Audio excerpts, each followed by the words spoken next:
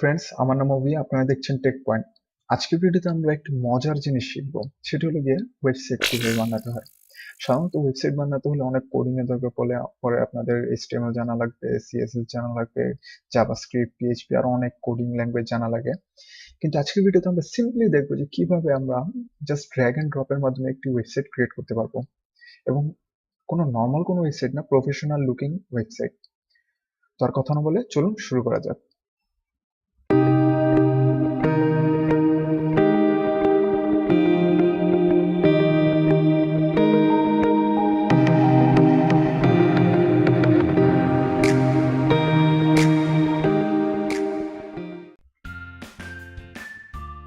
তো সর্বপ্রথম আমাদের ওয়েবসাইটটি ক্রিয়েট করতে হলে যেটি করতে হবে, আমাদের একটি ব্রাউজারের প্রয়োজন হবে। আমি গুগল ক্রোম ব্রাউজার ইউজ করছি, আপনারা যে কোনো ব্রাউজার ইউজ করতে পারেন।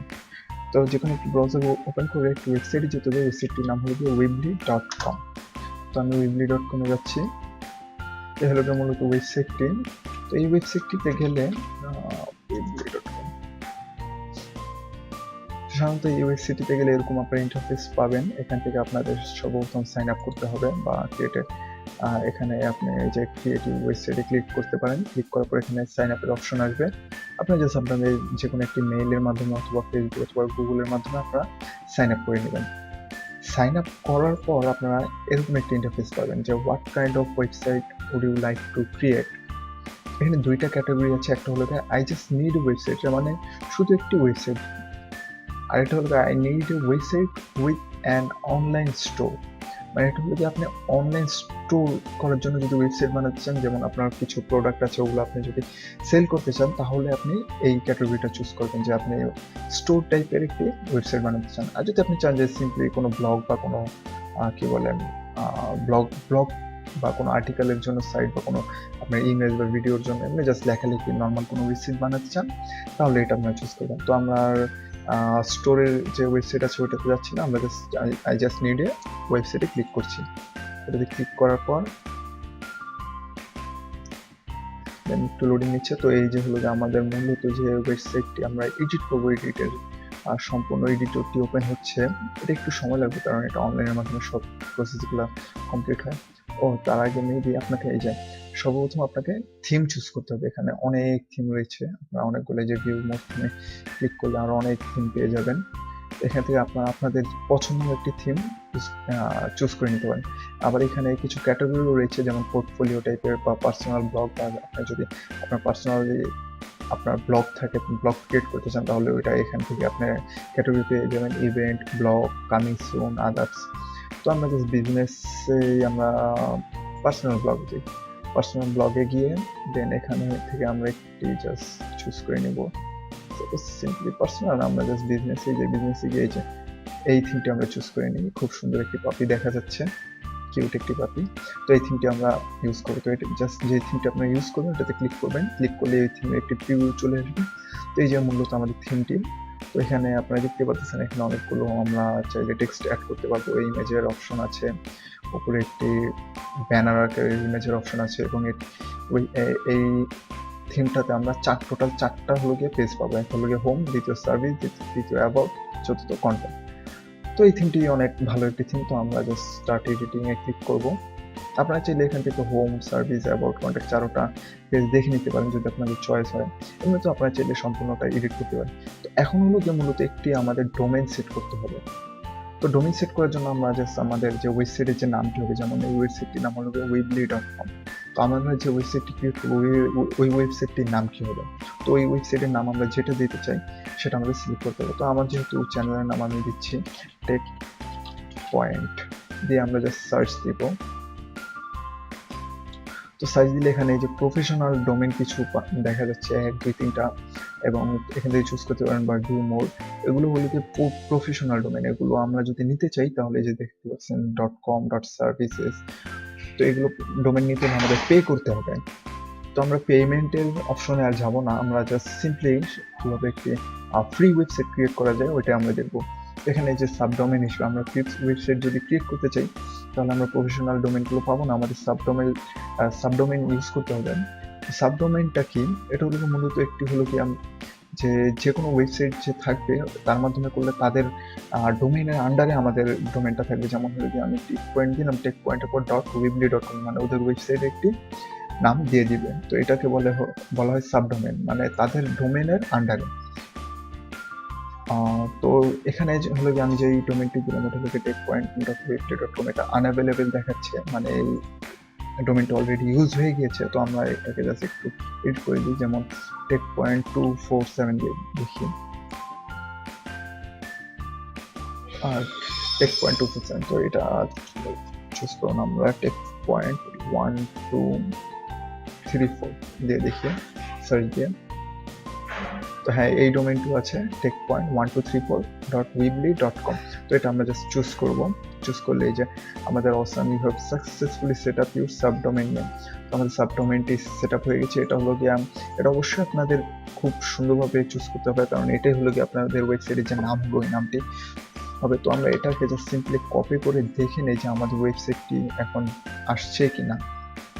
তো এই যে ওপেন করলে এখানে দেখাচ্ছে যে এরর 404 পেজ নট ফাউন্ড, এর মানে আমাদের ওয়েবসাইট এখনো ক্রিয়েট হয় না, আমরা জাস্ট ডোমেইনটি নিয়েছি। তো আমাদের পেজটি এখনো এডিট করা লাগবে, দেন পাবলিশ করতে হবে।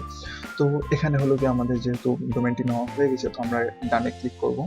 তো হলো গিয়ে মূলত আমাদের ওয়েবসাইটটি চলে এসেছে। তো এখানে দেখতে পাচ্ছেন যে এখানে যে বামে কিছু টুলস রয়েছে, এগুলোর মাধ্যমে আমরা আমাদের সম্পূর্ণ ওয়েবসাইটটি, যেটাকে বলেন সম্পূর্ণ ওয়েবসাইটটি এডিট করতে পারবো।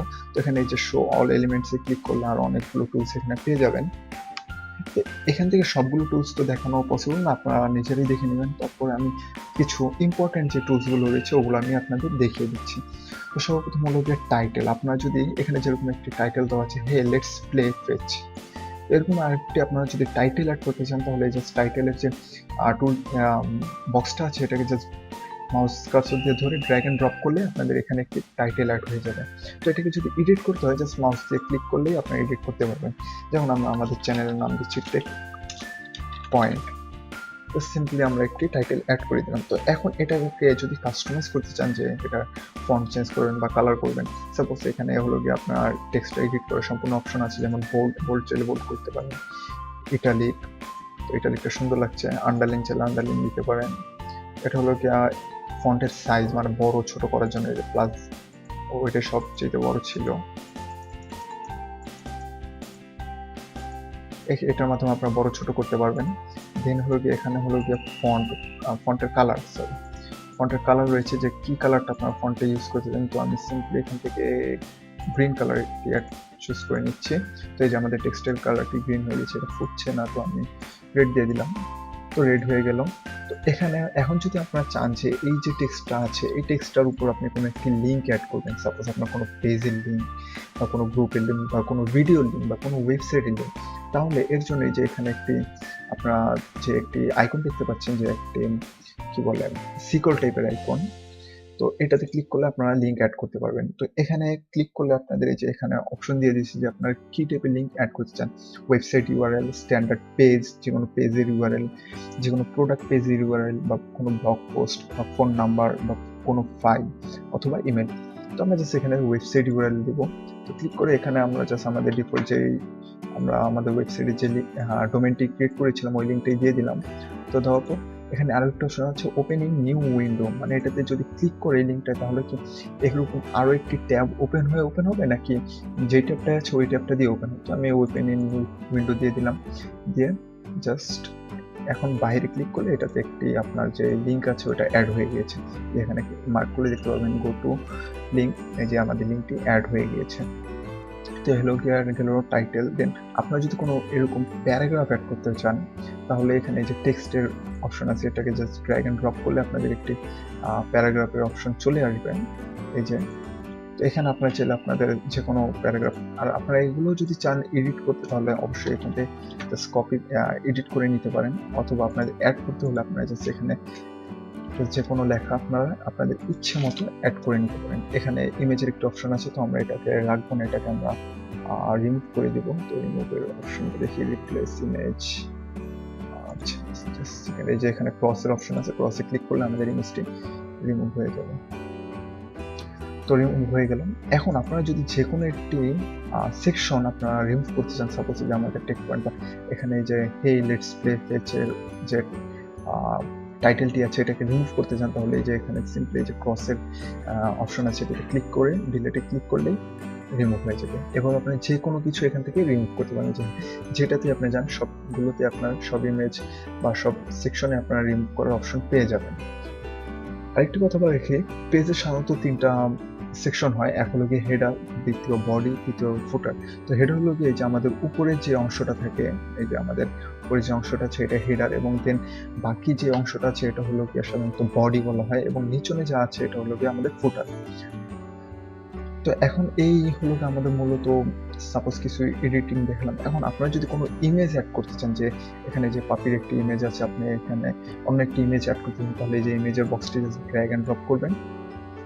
এখানে আপনার ইমেজের একটি যে অপশন চলে এসেছে, এখানে জাস্ট ক্লিক করলে আপনার এখানে upload A photo from computer, এখান থেকে আপনার যে কোনো একটি ফটো আপলোড করতে পারেন। দেখি আমার ডেস্কটপে কোনো ফটো আছে কিনা, এখানে কিছু ইমেজ আছে। তো আমি জাস্ট এখানে এই যে ভোডাফোনের বা 5Gর একটি ইমেজ আমি এখানে আপলোড করে দিচ্ছি, জাস্ট টিউটোরিয়াল পারপোজে।